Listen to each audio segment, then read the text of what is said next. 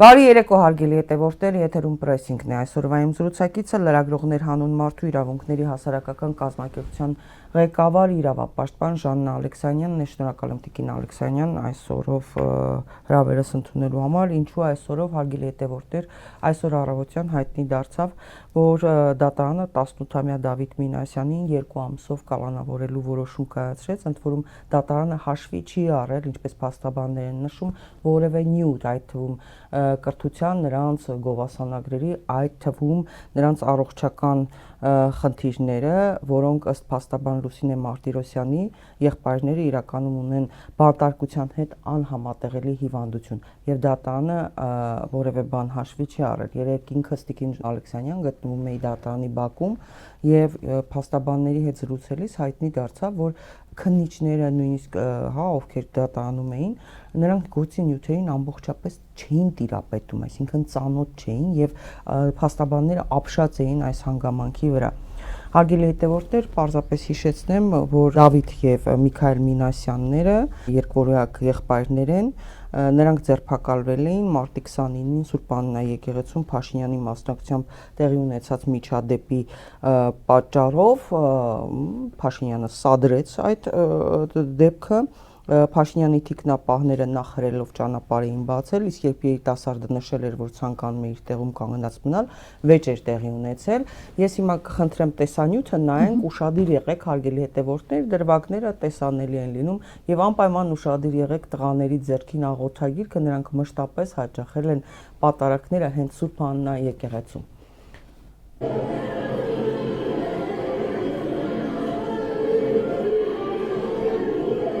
Խաչակնքումը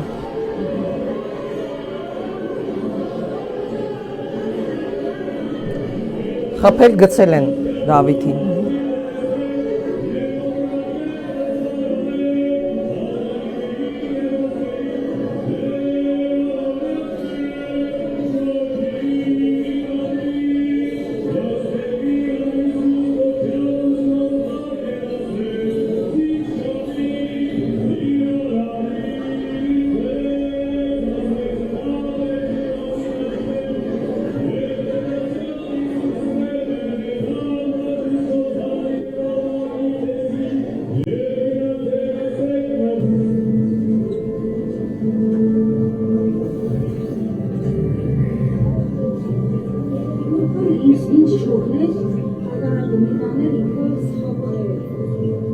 Արձանագրենք, որ պատարակը վաղուց ընթանում էր, ընթացքի մեջ էր, ինքը գնում է ճղու արանք ու ուզում է գնա մեջտեղ,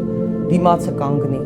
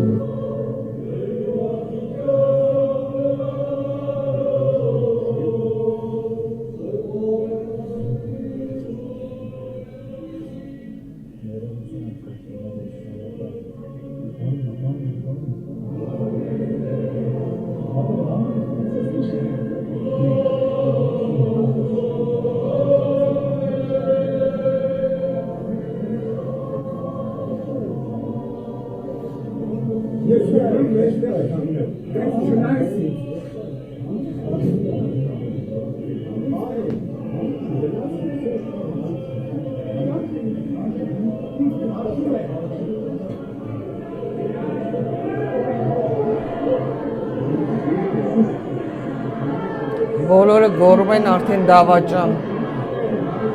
ժողովուրդը գոռում էր։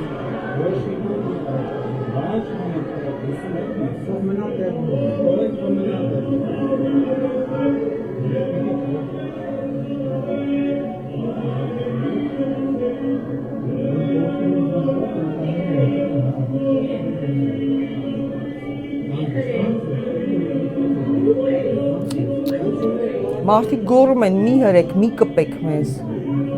Չկպնեք, ասում են մեզ։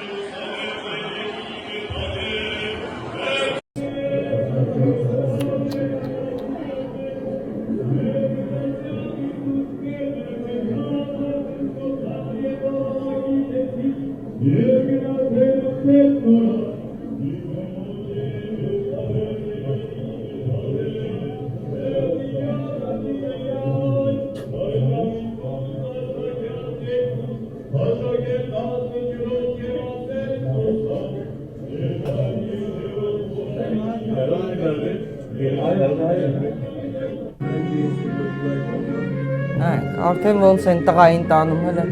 հələ այս հրեշներին։ Հա։ Տականք էլ է։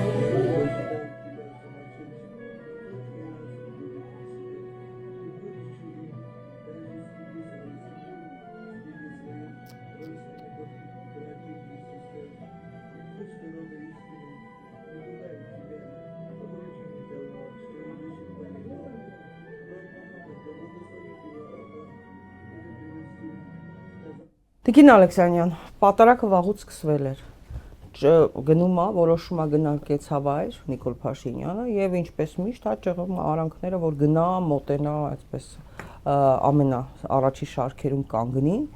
և հարվածում է, կադրում էլ երևում է, հարվածում են տղային, տղան ընկնում է, Դավիթը ընկնում է և Միքայելը փորձում է պաշտպանել,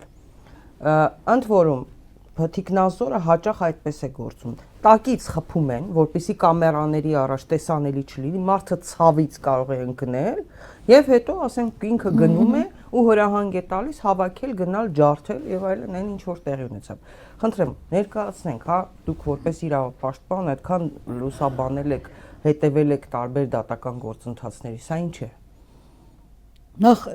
գնալ այդ օրը այդ մարդաշատ, բազմամարդ, եկեղեցի, ինչ է այդ որոշումը կայացրել, բարձա, որ կիսում եմ բոլոր են կարծիքները, որ սա դրանքի նպատակա ունեցել, այսինքն այլ բան չես կարող մտածել, կամ դու ինչ արտոնյալ վիճակ ունես, որ դու ճեղքում ես այդ մի քանի տասնյակ մարդու հետ, այդ ինչ անհարգալից վերաբերմունք է այս ժողովրդի նկատմամբ, այդ հավատացյալների նկատմամբ, այսինքն դու պետք է գնաս անցնես ու քեզ պետք է պաշտպանեն, գիտեք, մնացածը անպաշտպան են այդ եկեղեցում, մնացած բոլորը անպաշտպան են այդ եկեղեցում, մարդիկ, Հայաստանի Հանրապետությունում, բոլորը, այսինքն պաշտպանում են այս մարդուն, որը չհարգելով, որը ճեղքում է, դու ով ես, որ ուզում ես գնաս առջևում կանգնես, այդքան մարդու անհարմարություն պատճառես ու գնաս առջևում կանգնես, պատարակ լսողը ամենտեղից էլ լսում է պատարակը։ Դու ինչ պատարակ լսող։ Դու ոնց կարող ես եւ այդ կեղծ բանը, որ սենց անում է, որ իբր ինքը շատ լավ խաղում է կամերաների առաջ։ Դրա համար եմ ասում, տակից խփում է ինքը իր թիկնապահները, հարվածում են մարդկանց, կին բան գոռում են, ասում են չկպնես մեզ, մի կպեք մեզ։ Ու հետո սենց վարվես 18-ամյա դպրոցականների հետ, ասենք, բոլոր կարմիր գծերը անցած է, չկա, այսինքն մի բան, որ չի, գիտեք այդ մոլուցք ունի ապականելու, մոլուցք կա դա, էլի, որ եթե միտեղ մարդիկ հավաքված են, խաղաղ են, սեր կա,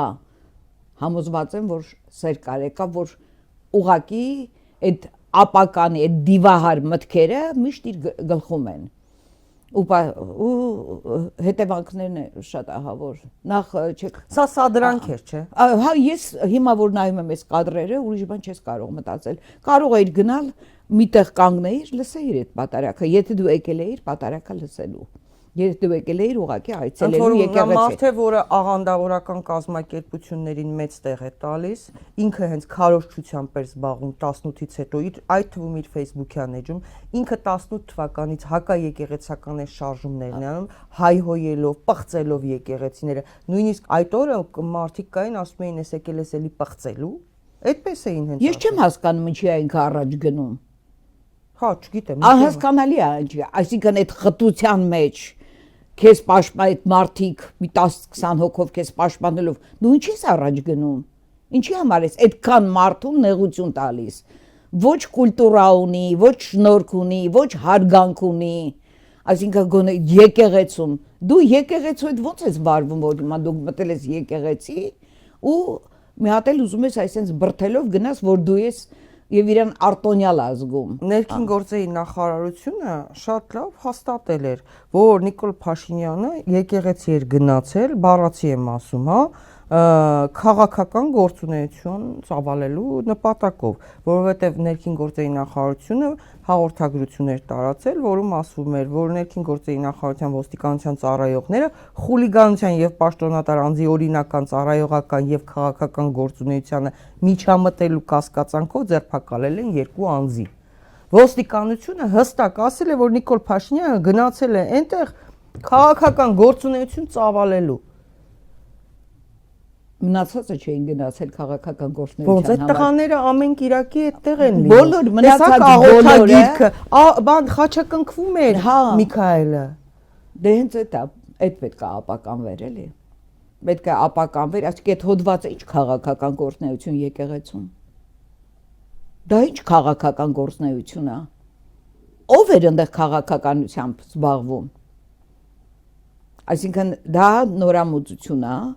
Կեղծ մեղադրանք, որով հետո պետք է առաջնորդվեն նաև մյուսների դեպքում։ Չգիտեմ, այս մարդը օրենքի օրինականության հետ բացարձակ ոչ մի կապ չունի, բացարձակապես որևէ համակարգ Հայաստանի Հանրապետությունում չի աշխատում։ Ասենք ես այսպիսի ստորացված քննչական կոմիտե շատ ենք տեսել, ամեն ինչ տեսել ենք, բայց այսպիսի ստորացված վիճակում, որ անվերապահորեն, որ տենց մեղադրանք բերեն, որ տենց ստորացնեն, կալանավորեն, տանեն, այսինքն անուղեղների մի հատ հավաքածու ենթարկվում է մի հատ դիվահար մտքերով ինչ որ մեկին։ Ոչ մի համակարգ չի աշխատում։ Ոչ դատախազություն, ոչ գլխավոր դատախազ, ոչ իրենք էլ ունեն, չէ, ունի, չէ, թոր ունի, երեխաներ ունեն, զավակներ ունեն։ Դե, այսինքն, եթե իրենց զավակը լիներ, ընդ որում, Տիկին Ալեքսանյան, տուժող չկա, գործով տուժող չկա։ Հա, գործով տուժող։ Եվ Փաշինյանի թիկնապահը ցուցմունք է տվել, որ Դավիթը Մինասյան չի խփել նրա երեսին։ Հա, կա այդպեսի։ Այո, որ հարված չի եղել։ Հա։ Այսինքն հիմա նորից որոշում են կայացրել նոր խոզարկություն անցկացնելու տղաների սենյակից բան չեն գտել բացի գրքերը եւ մի բան էլ անպայման ուզում եմ ասել հաստաբանը հուզվել էր այս որոշումից հետո եւ ասել որ Դավիթը միայն հարցրեց դպրոցս ավարտելու հնարավորություն ունենալու եմ թե ոչ Գիտեք այստեղ այդ խոզարկությունը բան որևէ էական նշանակություն չուներ այդ Խոզարկությունը չի անում, որ քննությունն օրինականությունը ապահովի։ Խոզարկությունը անում է, որ նսեմացնի, ստորացնի այդ մարդկանց։ Հանրությանը, հասկանում եք, այս դեպքը ինչով է արտառոց, որ հանրությանը այսպես մռմռացնի, ցավ պատճառի, պարզա, որ միայն իր ցուցումով է գործում եւ քննչական մարմինը դատարանը եւ շատ ինչ ասեմ, մնացական Մարտիրոսյան, եթե հիշում եք Երբ որ դատական բարեփոխումներ էին հայտարարել մի 2-3 տարի առաջ, Եվ հանկարծ ասացին, որ հակակոռուպցիոն դատարանի նախագահ պետք է լինի Մնացական Մարտիրոսյանը։ Այդ ժամանակ ահավոր ընդվզում եղավ, որը հայտնի է ով է Մնացական Մարտիրոսյանը, ու հիմա փաստորեն այն դատավորն է, որը կալանքի սանկցիա է տվել այսօր Դավիթին Մինասյանն էլի։ Այսինքն մարդը ոչ մի հանրային պարսավանք, ոչ մի բան իր ծառայամտությամբ, որ պետք է ծառայի, նույն ձևով ոնց որ նախկիներն է ծառայը, հիմա ծառայում է սրան։ Իդեպ նաև մոր հեռախոսն են տարել տղաների մոր, որ որևէ ձև կապ գտնեն իբրև թե կազմակերպված է եղել այս ամեն ինչը։ Հա, մարդիկ որ այնտեղ իրար չեն ճանաչել, չէ՞, Գևորգ Գևորգյանը չի ճանաչել։ Չեն ճանաչել։ Բայց իրան որպես կազմակերպիչի են, ոնց որ հասկացա, որպես կազմակերպիչի են մեղադրանք առաջադրել։ Երբ որ այդ մարդը ընդամենը թույլ չի տվել, որ հարված լինի, այսինքն պահել է, հա, բայց տաքարյուն տղաներ են ու մետասես կարող է պատահել։ Եթե մենք որ տեսնում ենք կադրերը, այդ խտությունը եւ դա կարող է շատ մեծ արյունահեղություն լինել, այդ որ ամբողջ օրը համեմատում են Քոչարյանի Պապլավոկի դեպքի հետ։ Սա ինչու՞ է տարբերվում այս դեպքը դրանից, որ մարդ չի սպանվել։ Բայց Պապլավոկի դեպքը կարող են վերաբացել, նորից քննություն տանել։ Մուշնել է ձեր ձեռքի, ինչու՞ եք վերցրել։ Մանավանդ Նյուտոնին ինչ որ գտել են, սկսել են նորից։ Հիմա շատ են գրում, հիմա նորից թարմացրել են այդ տեքստը, որ նորից, ասենք, այսպիսի դեպքերը ինչի են տանելու։ Ինչի համար են այս դեպքերը, այսինքն շատ լավ գիտեր, որ սա շատ մեծ տարածքներ կարող էր ներառել։ Եվ ահա սահմանափակվեցին տանելով այդ տղաներին բռնի ուժ կիրառելով։ Տիկին Ալեքսանյան, Ալեն Սիմոնյանը փողոցում այլանդակ հայհոյանքներ է տալիս քաղաքացուն, հրահանգում է մարդուն բռնել, որ թքի վրան, բայց դա խուլիգանություն չի որակվում, հարգելի հետևորդներ։ Իսկ 12-րդ դասարանցի Դավիթ Մինասյանի արարքը որակում են խուլիգանություն։ Դատավոր Մնացական Մարտիրոսյանն էլ համարում է, որ այլ խափանման միջոց իզորու չէ ապահովել երեխայի պատշաճ վարքագիծը, մինչդեռ առաջարկվել էր նաև տնային կալանք եւ 5 միլիոնից սկսած գրավ։ Սա ինչ մեսիջ է հանրությանը։ Ալենը կարա թքի եւ պաշտոնավարի, հա, Նիկոլ Փաշինյանը կարող է հղի կնոջը Սոնա Մնացականյանին իր ավտոշարասյունով վրաերթի ենթարկի սպանի։ Վարչապետի ավտոշարասյունը։ Այո, ասի դա ես չեմ, դա վարչապետի ավտոշարասյունն է եւ որևէ մեկը պատասխանատվության չի ենթարկվի։ Եռաբլուրում կարող են մայրերին զոհվածների պրովոկացիա արեց ու հետո հրահանգեց սև եւ կարմիր բերետավորներին քարշ տալ եւ որևէ մեկը պատասխանատվություն չկրի։ Սա ինչ մեսիջ է հանրության։ Թակարակը ծնող այդ մայրերի նկատմամբ գործեր էին հարուցվել, հիշում եմ շատ լավ։ Գիտեք ինչ, մենք հիմա որ նայում ենք այս եկեղեցու արձագանքները հենց ներսում եւ այդ ատելությունը մարդկանց կուտակված ատելությունը Նիկոլ Փաշինյանի նկատմամբ ինքն իրանց է ատում երիտասարդ այդ փոքր տղաներից սկսած այդ ատելությունը դեմքին նախ գնացել է եւ նույն ատելությանը հիշում եք այն մետրոյով որ իջնում է կադրերը որ մարդիկ բարձրանում են ու բարևում որևէ մեկը բանի տեղ չի դնում մարդիկ ոչ ուզում են իրան տեսնել ոչ ուզում են լսել եւ այդ պահվածքը Ալեն Սիմոնյանի այդ մերժվածների հասկանում եք որ մենք ինչ ուզենանք կանենք Նիկոլ Փաշինյան թեպետ իրան տենց է պահում ինքը ուզենա կգա պատարակը կհարամի կուզենա այնտեղ այդ տղաներին կկալանավորեն, կտանեն, մի տեսակ շատ հանրության դեմ էր։ Գիտեք, նաև շատ կարևոր մի բան կա, որ հանրային վերահսկողությունը բացակայում է։ Եթե հիշում եք, այն դեպքեր են լինում, որ ընդվզումներ են լինում եւ բացի այդ քաղաքացիական հասարակության հայտարարություններ են լինում, բռնությունների դեմ դատապարտումներ էր լինում, բայց հիմա չկա դա, հիմա դուք նայեք այս դաշտում ինչ է կատարվում։ Ոչ մի բան։ Բացարձակ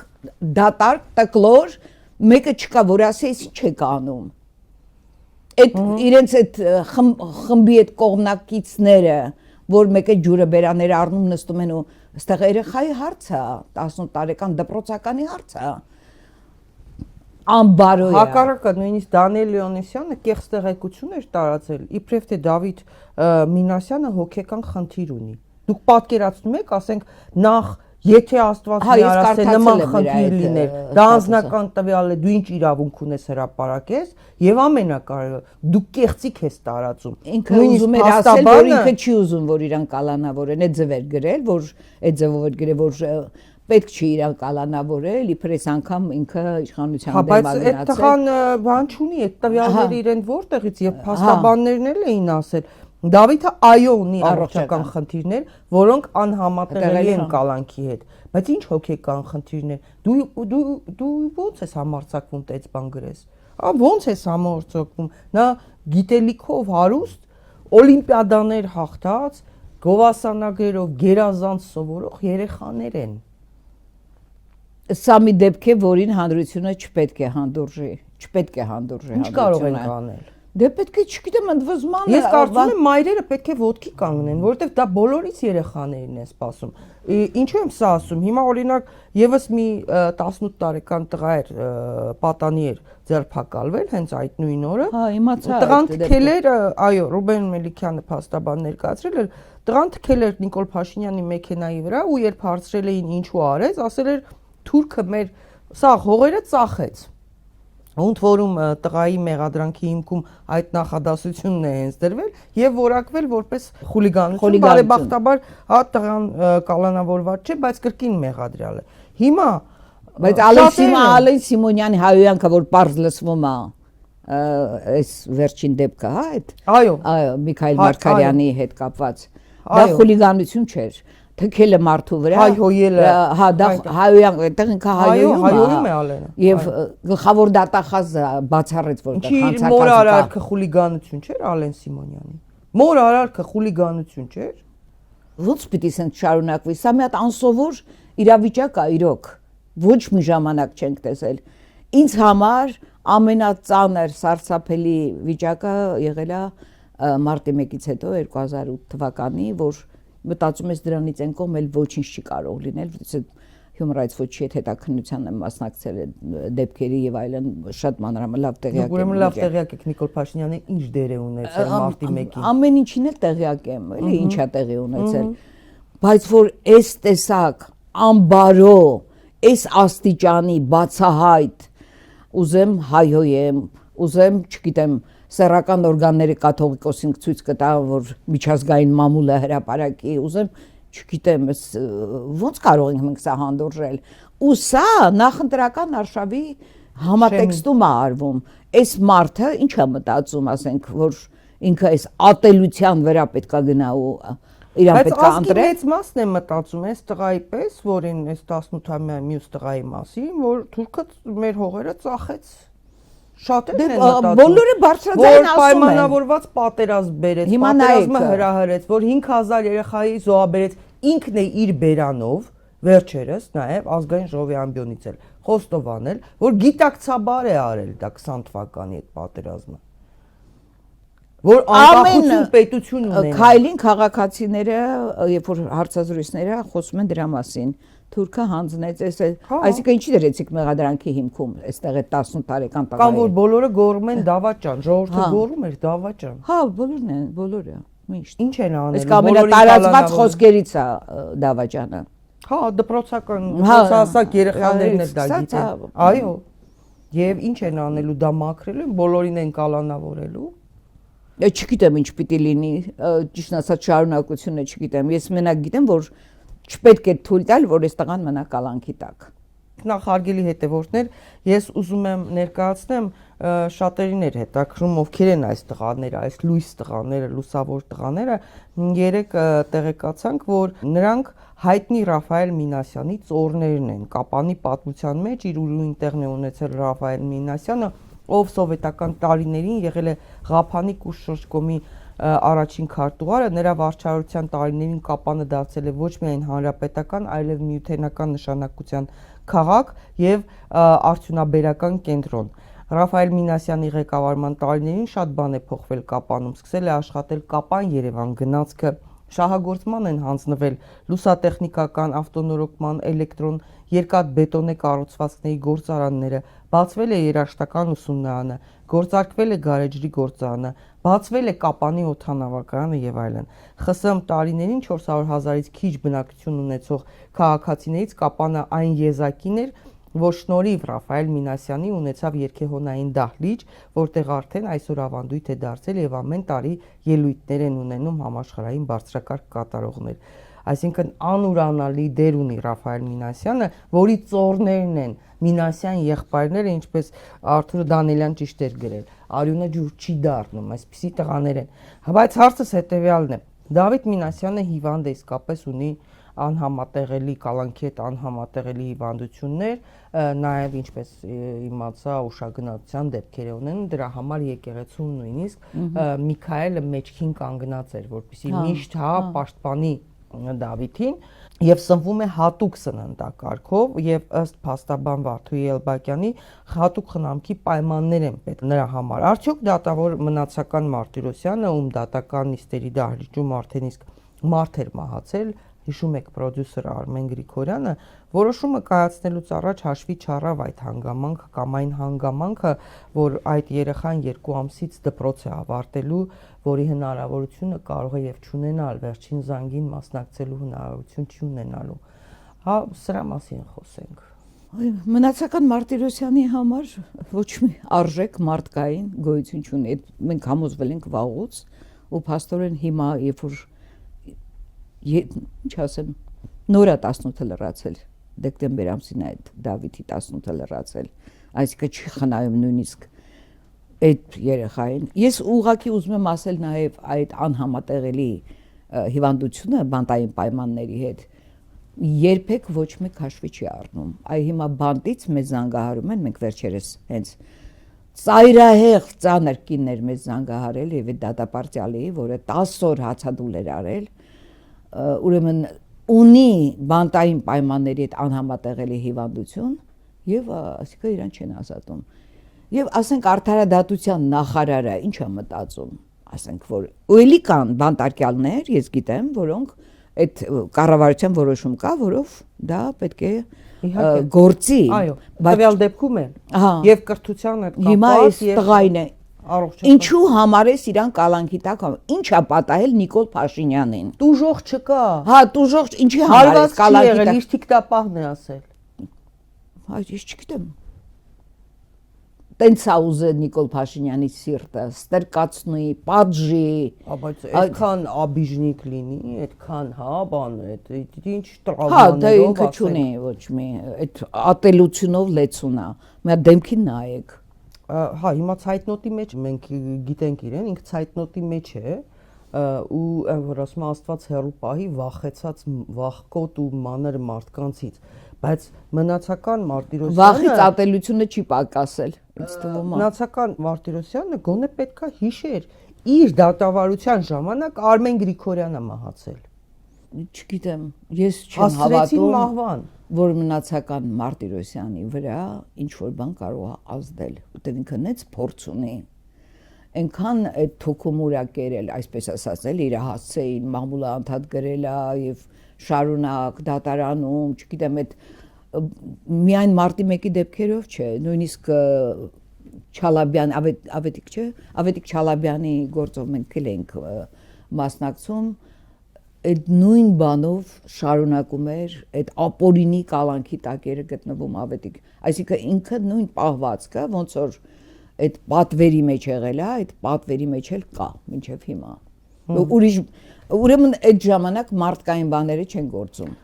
Նիկոլի մոտ չեն գործում, չէ՞, մարդկային։ Նիկոլը փաստորեն կարողանում է մարդկային որևէ բան դրսևորել մնացական Մարտիրոսյանի վրա։ Տիկին Ալեքսանյան, տեսեք, ճակերտավոր, հա, ժողովրդավարության բաստիոնը շատ ծիծաղելի ձևակերպում է արդեն։ Արևմտյան տեսնում ենք մի կազմակերպությունները լուր են, ձայն չեն հանում,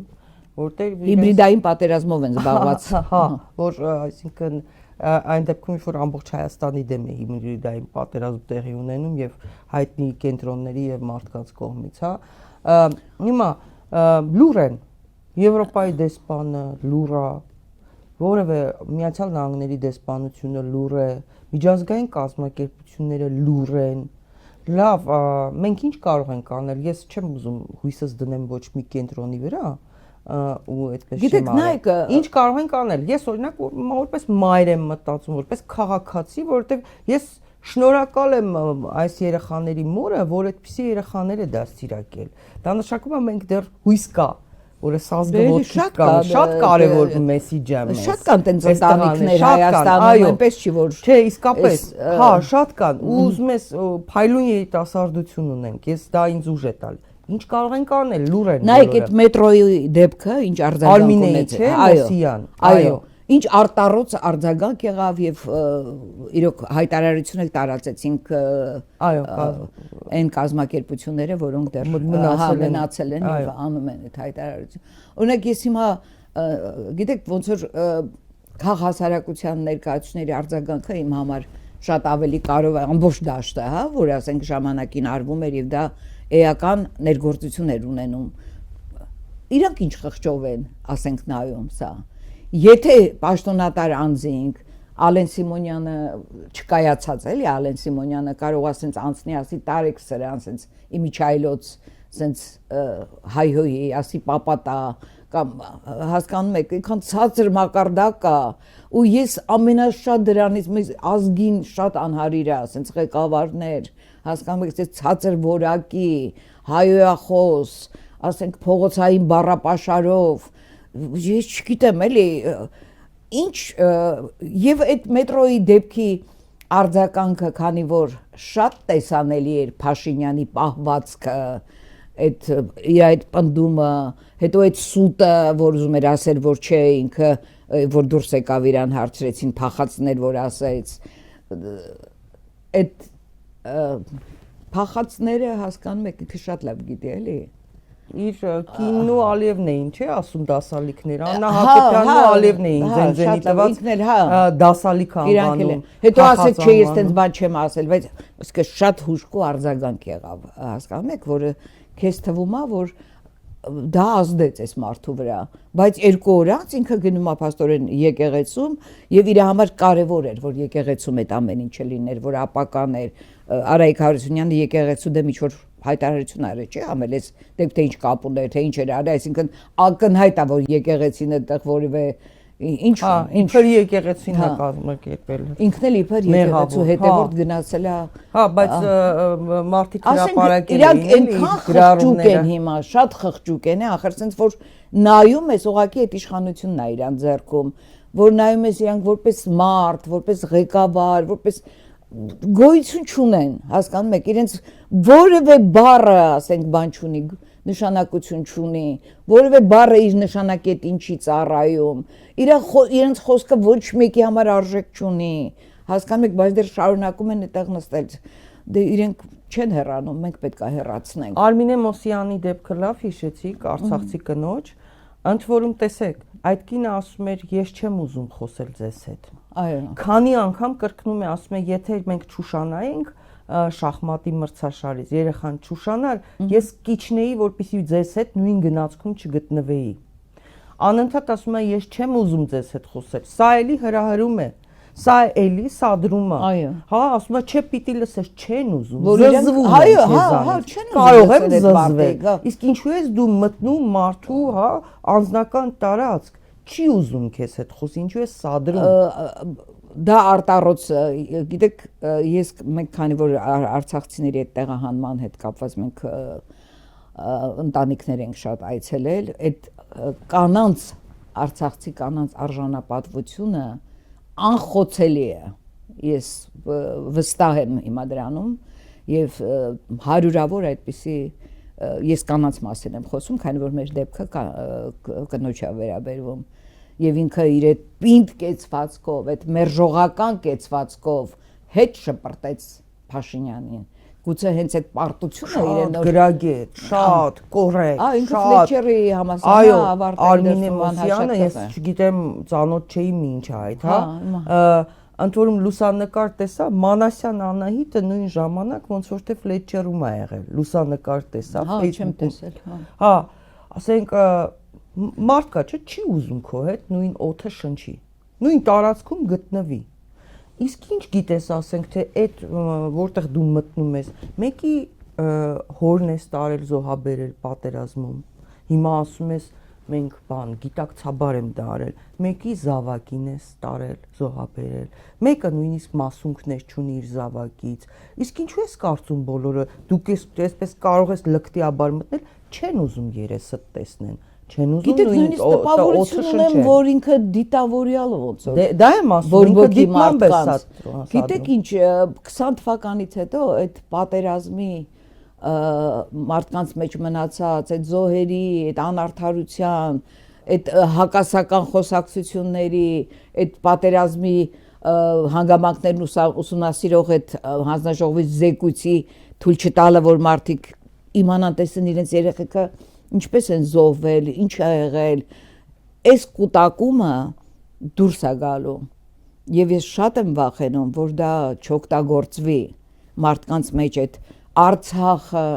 հասկանում եք, Արցախը եւ գիտեք սոցհարցումներով մինչեւ 80% տարապում է Արցախի Արմեն Խաչիկյանը ներկայացրեց, այո, եւ երիտասարդները համոզված են, որ Արցախը հետ են վերադասնելու։ Բայց այս մարդը մեզ արգելում է Արցախ բառը, մենք երբ որ այդ տեղահանումը մարդիկ կային, որ իրենց զինվորների այդ մարմինները բերում էին, որ այստեղ երաբլուրում թաղեին, չէին թույլ տալի, հենց այդ օրերին չէին թույլ տալի, որ Արցախի դրոշը դագաղների վրա փռեին։ Մենք հարցում ենք արել պաշտոնական պաշտպանության նախարարություն, որտեղ մեզ առնվազն 4 ընտանիք պատմել է դրա մասին, իրանք դեռ չէին հասկանում եք նոր էր այն բաները դեռ այսպես չէր ահագնացել այդ շոկից բան ու մենք ասենք հարցում էինք արել իրենք մեզ պատասխանել էին լավ տեսանք որ շատ է ասենք այդ դեպքերը շատ այդ մարդկանց ահավոր ցավ է պատճառում եւ ասեմ որ ամենակարևորը արցախցիները ամեն ինչ կորցնելով իրենց համար առաջին տեղում հայրենիքի կորուստն է դու ում հետ ուզում ես խոսի բոլոր խոսակցությունները բերում են հայրենիքի կորուստին ուրեմն հայրենիքի համար զոհված տղայի դագաղի վրա չի կարող լինի այդ դրոշը Արցախի եւ այդ նույն ձևի խափեությամբ ստով որ տենց բան չկա նույն ոնց որ մեզ խափել են պատերազմի առաջի օրվանից մինչեւ հիմա սուտ եւ խափեություն այդ ենք տեսել շատ եւ այդ կնոջը ես հասկանում եմ ես դրիվ տեսնում եմ իր այդ պահվածքը այո դա ամբողջ արցախցիների պահվածքն է հավատացեք ես մենակ իրան չեմ տեսել այդպեսին եւ պատմում եմ ես եթերներում մենք մի նյութ ենք հրապարակել երբ որ արդեն պետք է տեղահանվի եւ ամուսնու զինվորական հագուստը, շքանշանները, պատվոգրերը չգիտի ինչ անի։ Հիշում եք ասում են ճանապարհին կվերցնում են, տրորում են, բան են անում, չէ՞։ Ու ինքը ասենց ասում է ես տան մեջ կանգնած ու որոշում է այդ ամեն ինչը փռել սեղանին։ Շարում է սեղանին այդ մեդալները, այդ պատվոգրերը, այդ հագուստը կախում է, ասում է որ թուրքը մտնի, տեսնի ում տուն է մտել։ Այդ նույն արժանապատվությամբ Արմինե Մոսեյանը իրեն պահել ընդհանրապես բանի տեղ չդնելով թե վարչապետի հետ է խոսում թե ում հետ է խոսում ում հայրը այո զոհվել էր առաջին Արցախյան պատերազմում եւ ինքը շատ հայտնի էր այո ինքը հայտնի հրամանատարներից էր ուզում եմ ասել որ դա հենց Արմինեի պահվածքը արտահայտում էր արցախցիների կեցվածքը ես այդպես եմ ընկալում Տիկին Ալեքսանյան ինչ սրանք Փաշինյանը եւ իր խունտան, այսպես ասած, մերժում են ցեղասպանությունը եւ թուրքական թեզեր են բերում մեր դաշտ, թուրքական մերժողական թեզերը, որ պետքա տեսնենք ցեղասպանությունը ում պատճառով է եղել 15 թվականին, կարող է հայերն էին մեղավոր, որ իրենց ցեղասպանել են։ Հələ եկեք տեսնենք, հաշվենք, տեսնենք քանի զոհ է իսկապես եղել 1.5 միլիոներ, թե չէ։ Այն դեպքում, երբ որ թուրքերը միշտ ասում էին, այդ թեզը տանում էին առաջ, մերժելով ասում էին, բանա, եկեք տեսնենք այդքան հայ ապրել է, որ ասում եք կոտորը, եկեք հաշվենք։ Հիմա, երբ որ իրենք մերժում են ցեղասպանությունը եւ լվանում են եւ Ալիևի դեմքը, ոտքերը, չգիտեմ, եւ Էրդողանինը եւ Թուրքիայինը չեն թաքցնում։ Նախորդին Ադրբեջանի մարդու իրավունքների պաշտպանը միջազգային հանրությունից պահանջել է 1918 թվականի իրադարձությունները ճանաչել որպես հայերի կողմից իրականացված ցեղասպանություն եւ մարտի 31-ը սահմանել որպես ցեղասպանության հայերի կողմից ադրբեջանցիների ցեղասպանության օր։ Դուք տեսեք Ադրբեջանը ինչպես է աշխատում ու սրանք ինչ փալաս են դարձել ու դարձրել դա հերքողել չկա պաշտոնապես ասենք այդ Ադրբեջանի հայտարարությունները։ Չէ, եղել էր ԱԳՆ-ին, այսպես մեղմի հայտարարություն էր եղել, որ այսօր տարածվել է։ Կոշտ կատեգորիկ հայտարարություն։ Չէ, այդպես մեղմ Հայաստանի արտգործնախարարությունը հայտարարություն էր տարածել, այսպես մեղմ հուսով ենք, որ Հայաստանի եւ Ադրբեջանի միջև հաստատված խաղաղությունը վերջ կդնի մտածածին թեզերին։ Դեռ մեկ ինչ մեղմ անհասց է, ինչ մեղմ, ինչ։ Բայց մինչ այդ Նիկոլ Փաշինյանը արդեն հայտարարել էր, չէ, որ ինքը դեմ է պատմական հիշողության վերականգնմանը, չէ, մի քանի անգամ կրկնել է, այնց որ այդ հայտարարությունը ինչ բան ունի։ Դա տեսան, որ աղմուկա բարձրանում, երևի դրա համար, հա, բանի, հա։ Տիկին Ալեքսանյան, ինչ պետք է անենք, որպես քաղաքացի, որպես մեդիա ես հասկանում եմ, որ անընդհատ պետք է բան լինենք։ Լրացնեի Մոսյանի համար, որ հրավիրում էր կառավարության շենքում զրուցելու կամ չգիտեմ, եթե Մոսյանը հանկարծ պատրաստակամություն հայտներ գնալու, ասենք կարող է փոխվել այդ ամեն ինչը։ Եվ այս դեպքում եկեղեցու դեպքում, որ այդ եկեղեցին դա նաև մանուկների եկեղեցին հռչակել էր Ծարզարդարը մանուկների օրհնության օր էլի երեխաների մարդը ակնհայտ գնացել է եւ ամեն ինչ խառնել է իրեր, երբ որ այդ նույն Դավիթ Մինասյանը վայելում էր այդ սերը եկեղեցում, որտեվ եկեղեցում սեր էր ամբողջությամբ, ես էլ եղել եմ մեջմիացնում նույն օրը ու իրոք այդպիսի վիճակ էր, ինձ սիրով են մարդիկ գալիս եւ ոնց են ապրում եւ վերապրում այդ ամեն ինչը։ Ես այդ սերը թող մնա Դավիթի եւ կմնա, ես շատ մեծ հույս ունեմ, որ ազատ կարձակվի ինքը, իրան չեն կարող տենց պահել այդ հիվանդ վիճակում պահել ուղղակի։ Բայց ինչ պետք է մենք անենք, որպեսզի դա չլինի։ Ես ընդհանուր նույնիսկ մտածում եմ այն ոստիկանները, որ այդ վայրագ ոսոխի նման էին այդ երեխու նկատմամբ վարվում գետնին գցելով, հատ պետք է բոլորի անունները անվանական հրապարակել, բոլորի խայտարակությունը էլի, եւ բռնությունը մայրերով պետք է ինչ որ բան ակցիա անեն։ Դուք շատ ճիշտ բան առաջարկեցիք մինչեւ եթերը դպրոցների հետ կապված։ Գիտեք, չեմ ուզում, բայց այդ արդեն պետք է կազմակերպեն հենց իրենց ընկերները, իրենց ի պաշտպանություն Դավիթի, որը անընդունելի է կալանքի տակ տանել դպրոցական տղային, ոչ մի բան, այսինքն ոչ մեկը ոչ տուժվել է, ոչ վնասվել է, եւ ասենք զրկել նրան դպրոցից եւ այլն, այս սրա դեմ պետք է ընդվզում լինի, պետք է հանրային ընդվզում լինի, պետք է ընկերները չհանդուրժեն, չգիտեմ, այս ամեն ինչը, նրան պետք է անհապաղ դուրս բերել կալանքից, անհապաղ։ Աննա Հակոբյանը անընդհատ էլի ակտիվանում է, մեկ գնում է համալսարան, մեկ ինչ-որ միջոցառումների մասնակցում, լուսանկարներ է տպագրում, բանը գնացել էր իր պորտրետներ, նկարել էր քանդակագործը Հայտարակ Թոքմաջյանը, հա, Լևոն Թոքմաջյանը, Հայտարակ քանդակ, Սպարուսևակի արձանից այլանդակած արձանից հետո բաներ, բայց ինքը կարևորը շատ լուրջ դեմքով էր նստած Աննա Հակոբյանը, ու հետո արդյունքը տեսանք շատ ծիծաղելի էր, ինչու՞ է ակտիվություն է ցուսաբերել։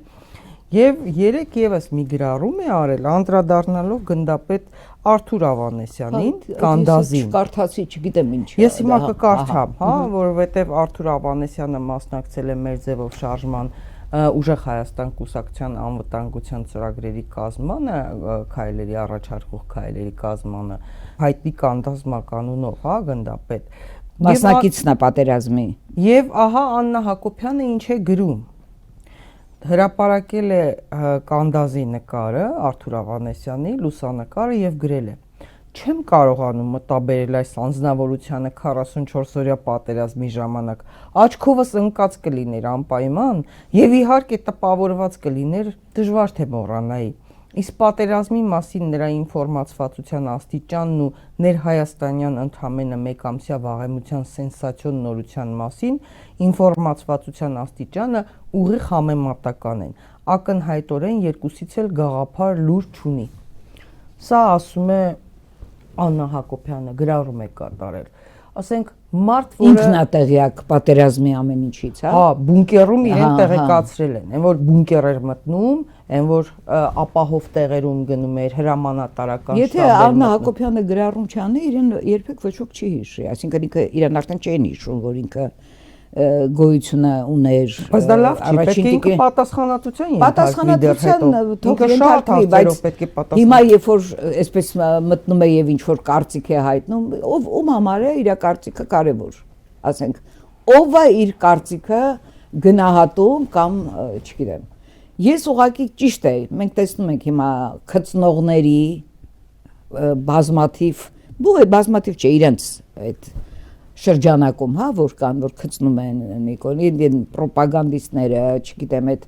ասենք իրանք այնքան են անցել այդ անբարոյականության շեմը, էլի, ասենք, ինչ նրանց խոսքը ինչ արժեք ունի, երբ որ համընդհանուր այլ վիճակ է տիրում Հայաստանում, այդ մերժումը համընդհանուր է, ինքը չի կարողանալու անցնի ոչ մի դեպքում եւ մենք չպետք է թույլ տանք, որ նա հանկարծ անցնի եւ նորից վերարտադրվի։ Դա պետք է բացառել ուղղակի ամեն մեկս պետք է այդպես մերժենք։ Այս ինչ է կատարվում, մենք այսպեսի Հայաստանում չենք ապրել, ոտնատակ են արել ամբողջ այս երկիրը, արժեքները, մարդկային որևէ բան չկա եւ ես գիտեք որ գալիս է այստեղ հարցազրույցի մտածում էի թե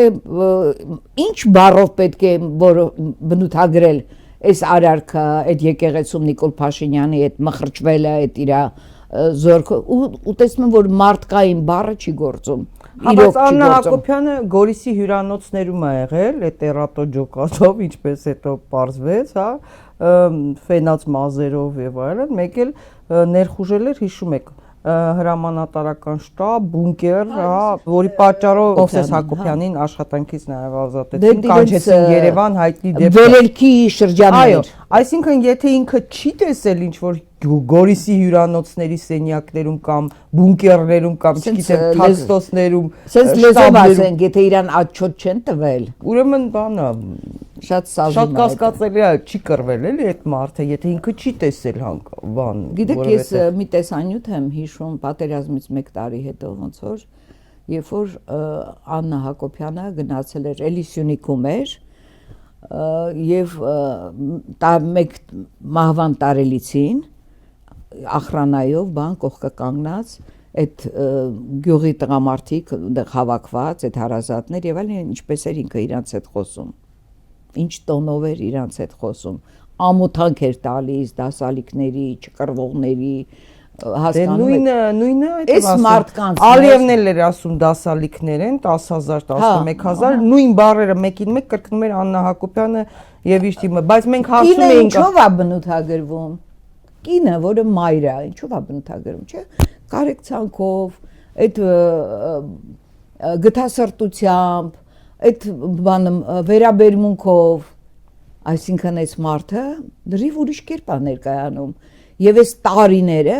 ոչ մի կերպ չկրթեցին, չհղկեցին զուտ պահվածքի առումով, նույնիսկ չեն էլ փորձում մոտենան այդ մարդկային են արժեքներին, որին բոլորը սովոր են եւ որը կանոն է, հա, մարդու համար։ Տիկին Ալեքսանյան, ինձ սա հատկապես ինչով է մտահոգում, դուք ավելի լավ եք ճանաչում եւ Նիկոլ Փաշինյանին եւ այդ հայտնի ընտանիքին, որքան էլ ասեն բաժանված են, բաժանված չեն, որ ասում է մեկ էր, բաժանված էիք թե բաժանված չեք, այդ ձեր կյանքն է, մեզ չի հետաքրում։ Բայց պատասխանատվություն ամեն մեկի իր արածի համար պիտի կրի։ Ուզում է այդ շորերը, որ հանել էր, ասում էր Աննան հանձնում եմ, չգիտեմ ինչ եմ անում, վերադարձնում եմ զարդերը, թող չկարծի թե այդ մարդիկ Փառանձր թափեր խաղում երևի։ կամ մարդիկ հիմար են մտածում են, որ ունեցած չունեցածը դա է, դեռ պետք է այդ շատ բաների, այդ կոռուպցիոն երևույթների ամբողջ պետական բյուջեն օգտագործում են, ծառայեցնում են իրենց, դեռ պետք է պատասխան տան։ Բայց ինձ հետաքրքրում է հատկապես մանավանդ որ դուք լավ եք ավելի ճանաչում, նաև աշխատել եք իր հետ, ես չեմ աշխատել իր հետ, բայց լավ գիտեմ բավականաչափ ես էլ։ Ընտրություններ են, հա, տեղի ունենալու հունիսի 7-ին։ Այս պայմաններում, երբ որ ամբողջ վարչական լծակները, ամբողջ պետական բյուջեն օգտագործվում է, ընդ որում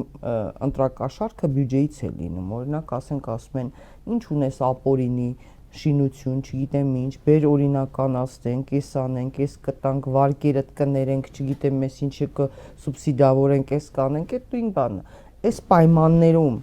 ընտրությունների անցկացումը արդյոք կասկածի տակ չի դրվելու։ Կարողանալու ենք մենք նորմալ ընտրություններ ունենալ։ Նայեք, իհարկե ոչ։ Այս ատելությունը, այս համատարած եւ պատերազմով սպառնալը, ասում եմ, այո, աղետալի պատերազմա լինելու սեպտեմբերին։ Ժամկետն էլ ասում։ Այո, կոնկրետ ասում եմ, նայեք, 2 ամիս է մնացել ընտրություններին, չէ՞, ապրիլ-մայիս։ Արդեն սկսվել է ապրիլ, ուղիղ 2 ամիս է մնացել։ Եվ դիտորդ, այսինքն նախընտրական շրջանն է, հիմա այդ դիտորդական կազմակերպությունները, ասենք, որոնք հետևում են, ինչ են մտածում, ասենք այդ սպառնալիքը, դա ճնշում չի ընտրությունների, դա ինչ մթնոլորտ, դա ինչի հայտարարություն չեն անում, դիտորդական կազմակերպությունները, այդ ինչու է սպառնում այդ պատերազմով, ինչ է դա նշանակում, սա ինչ ատելության քարոզա, սա ինչ վերաբերմունք է եկեղեցում, այսինքն իրենք ոնց են դա գնահատում, այն որ գիտեք, սենց դիտորդական կազմակերպություններ կար։ Իդեպ մենք չխոսեցինք, ես մոռացա, այստեղ Հայաստան էր եկել նաև իոդամի կազմակերպություն, միջազգային, որը Հայաստանում դիտորդական առաքելության, այո, ինձ հետ էլ էին հանդիպել, ես հանդիպել եմ նաև իրենց հետ, եւ պաշտոնական կողմը չէր հանդիպել։ Ուրեմն նախ ուզում եմ եւս մեկ անգամ շեշտել, որ հեղինակավոր իրավապաշտպաններից կազմված խումբ է, ուրեմն Քենեթ Ռոթը, որը Human Rights Watch-ի 30 տարի գործադիր տնօրենն է եղել, եւ այդ նույն դիտորդական կազմակերպություններն են հրաժարվել հանդիպել այդ խմբի հետ, մարդիկ տվել են այնպեսի ներկայացրել են, դա դեռ ամբողջական զեկույցը չի, բայց շատ օբյեկտիվ պատկեր է, ինչ որ մենք խոսում ենք այս ամեն ինչի մասին, այդպես էլ ներկայացրել են։ Բայց Դանիել Հովհաննիսյանը դա գրել էր դաշնակամետ, որ ով է դրանց ճանաչում, երբ են դրանք ընտրություններով զբաղվել։ Դանիել Հովհաննիսյանին ով է ճանաչում։ Գիտեք ինչ, չէ, ես լրիվ օբյեկտիվ ուզում եմ ասել, որ հենց Human Rights Watch-ն է 2008-ի ընտրություններ եւ ոչ միայն 2008-ի բազմաթիվ զեկույցներ ունեն հենց հետընտրական ու ընտրական, որտեղ նա ասում է Դանիելը, որ ինչ են հասկանում մոտավորապես հենց ընտրություններից, էլի։ Եվ հատկապես 2008-ը գործադիր տնօրենը հենց այդ Քենեթ Ռոթն էր, այսինքն դրանք հեղինակավոր իրավապաշտպաններ են աշխարհում ճանաչված։ Իսկ այստեղ չեն կարողանա իրանց վրա ինչ որ բիծ Եթե այն Եվրոմիության եւ այլն կազմակերպությունները պաշտպանելու են ու չեն տեսնում այստեղ ինչա կատարվում, հանձնախմբեր են գալու, որ մոլդովական սցենարը իրագործեն։ Այդ կազմակերպությունը հաստատ տեսնելու է եւ հաստատ անաչառ առաքելություն է անցկացնում Հայաստանում։ Եվ գալու է ընտրություններից առաջ։ Դա իրենք օրենքի փոփոխություն արեցին, չէ՞, որպեսզի շատ դիտորդական կազմակերպություններ չմասնակցեն։ Հա, դե ամեն ինչ։ Օրինակ Հայակվեն չմասնակցի, Գոհար Մելոյանի կազմակերպությունը չմասնակցի, որ միայն իրենցով լինեն։ Հիմա հետեւաբար ընտրությունների լեգիտիմությունը չի չափվում միայն բանով, այդ օրը տեղի ունեցած քվեարկությամբ, դա եմ ասում։ Հա, այդ դիտորդական խմբերը թող ասեն, թե այս մթնոլորտում հնարավոր է ընտրություն անցկացնել, ասենք, պատերազմի սպառնալիք, ատելություն, դպրոցականների կալանավորում, որ մեկը բերաները չի բացում, այդ նույն այդ քաղաքասարակության ներկայացուցիչներից մի հատ դատապարտող խոսք ասի։ Ոնց կարելի է։ Գիտեք ինչ, հիմա ամբողջ աշխարհում մենք տեսնում ենք այդ արժեքները թվում է թե իրենք սենց անհայտ են։ Բայց երբ որ մենք լսում ենք, ասենք այդ այն ովքեր որ դեմ են, ասենք այս քաղաքականությունը Թրամփի կամ չգիտեմ այն մեկի, միևնույնն է, միջազգային իրավունքը վերադառնալու է։ Դա մարդկությունից անբաժան է, հասկանում եք, այդ իրավունքը դա վերադառնալու է եւ հասկանում է դա, դրա համար Ալիևը հիմքեր է նախապատրաստում։ Այո, եւ այս ժամանակները ավարտվելու են, այնպես չի որ սենց ձգվելու է ու բոլորը վայելելու են իրենց տարբեր անմարտկային, հակամարտկային կամ հիմա մեր դեպքում հակահայկական այդ ծրագրերը։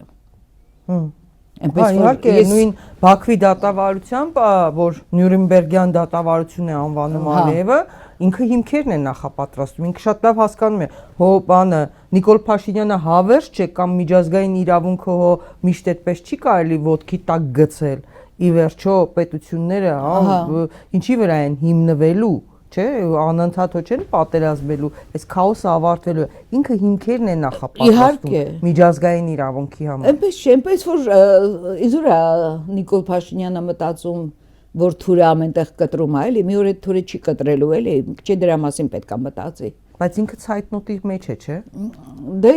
նախ որ այդ մերժվածությունը ինքը շատ զգում է, այդ վերաբերմունքը իր նկատմամբ շատ զգում է, բայց քանի որ ինչ որ